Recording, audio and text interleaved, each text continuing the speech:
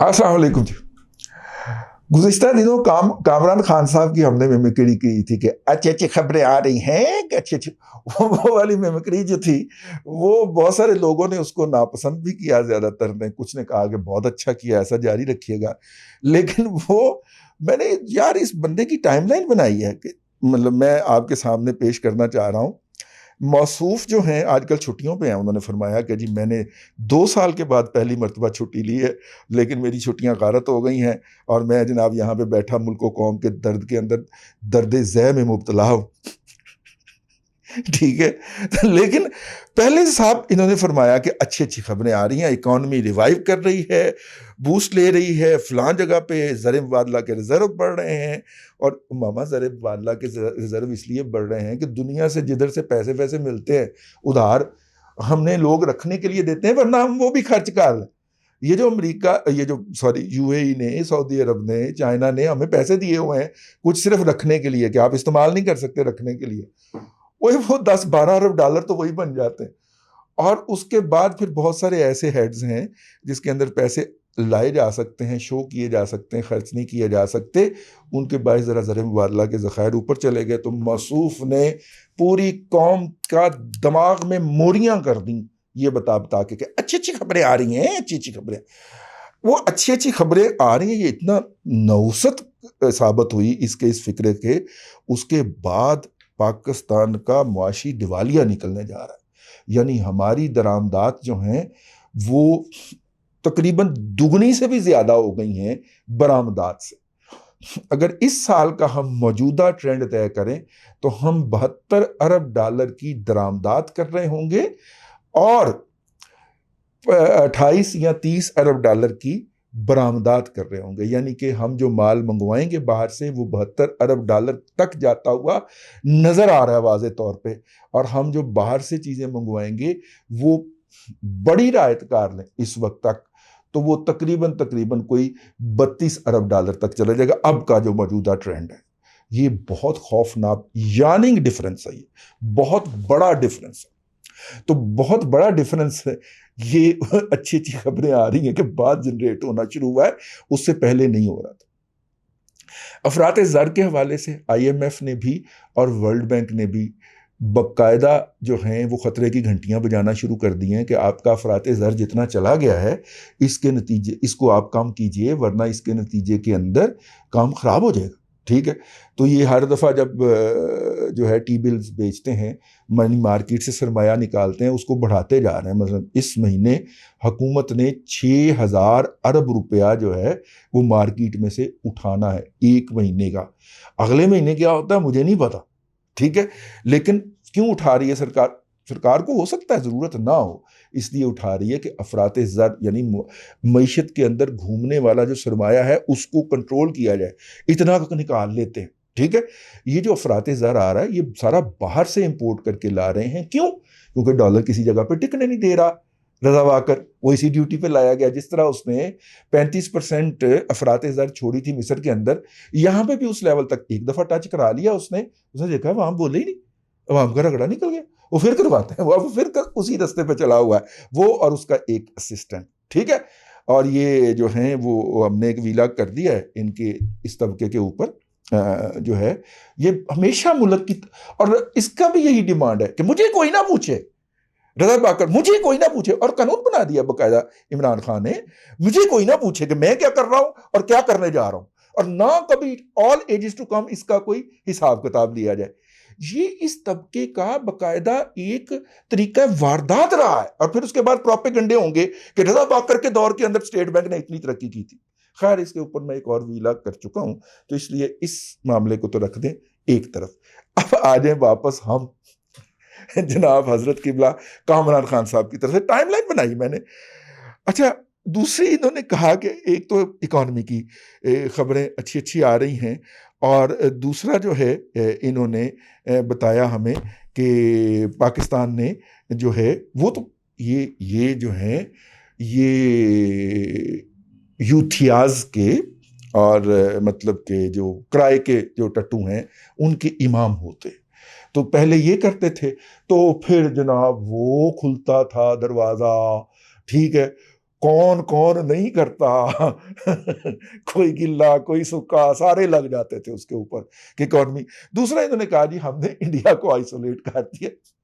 اس کے اوپر میرے جیسے کسی ظالم نے لگائی، اس نے کہا انڈیا کو کیا، آپ نے پوری دنیا کو اکیلا کر دیا. پاکستان ایک طرف کھڑا، پوری دنیا ایک طرف کھڑی ہے، پوری دنیا کو اکیلا کر دیا. بھائی پاکستان کو افغانستان کے اوپر جو اقوام متحدہ کے اجلاس ہوئے 2 اوپر نیچے، اس کے اندر گھسنے کی اجازت نہیں دی گئی، اور پاکستان جو ہے اس نے انڈیا کو اکیلا کر دیا، بلکہ پوری دنیا کو اکیلا کرنے. پوری دنیا بیٹھی ہوئی تھی، پاکستان کو انویٹیشن نہیں ملا. آپ کہہ سکتے ہیں کہ جناب انڈیا کو سربراہی ملی ہوئی تھی تو اس نے یہ کیا، لیکن یار ہمارے بھی کچھ دوست ہوتے تھے کسی زمانے کے اندر.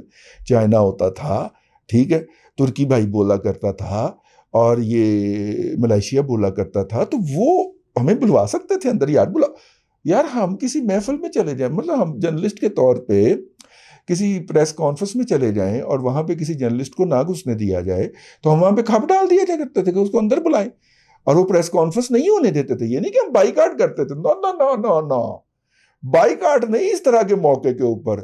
جی ہتھی بکھی، ہاں ٹیبل الٹ رہے، وہ سر کمال ہے. ٹھیک ہے، ہم نے بھی جو صحافت کر رکھی ہے وہ کچھ چھوٹی موٹی نہیں ہے.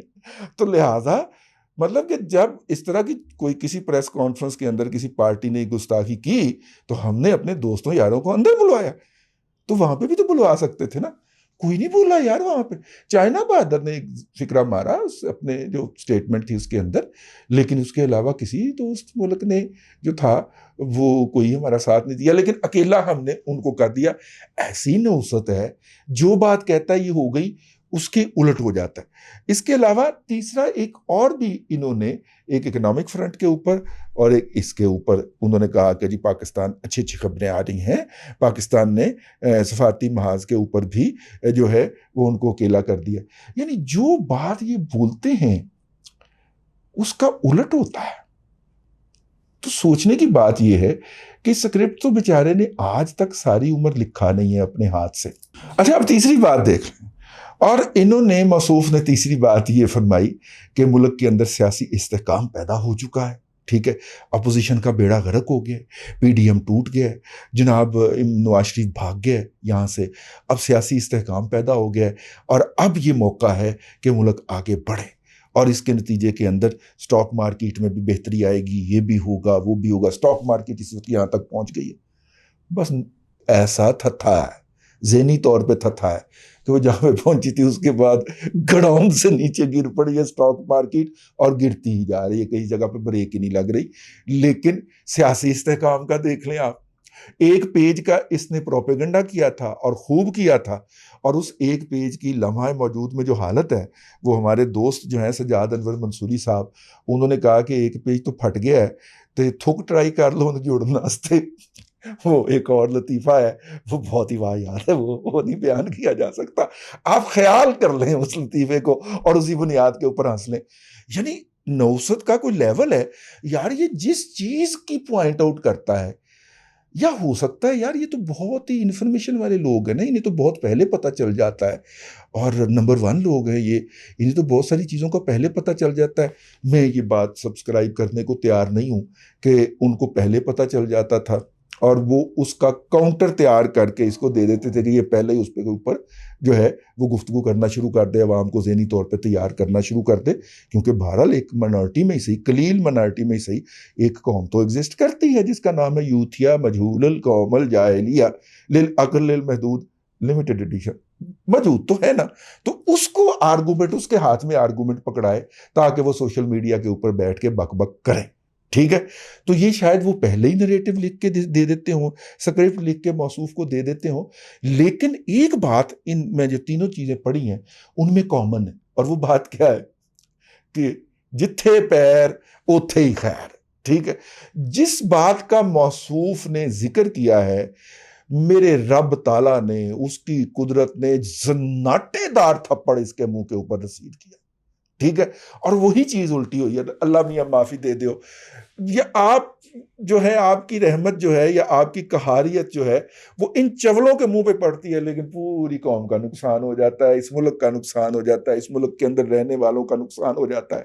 ان کی چولوں کو، ان کے جھوٹوں کو، ان کی بدتمیزیوں کو، ان کی ایروگنس کو، ان کے جھوٹے بیانیوں کو ہمارے اوپر نہ ڈالیے میرے مولا. آپ سے ہاتھ باندھ کے عرض کرتا ہوں، میں کیا ہوں، ایک خاکسار سا آدمی ہوں.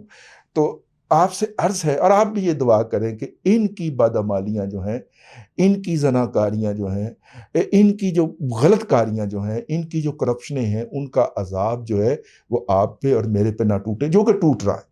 ٹھیک ہے، یہ رب تعالیٰ کی قہاریت کو للکارتے ہیں.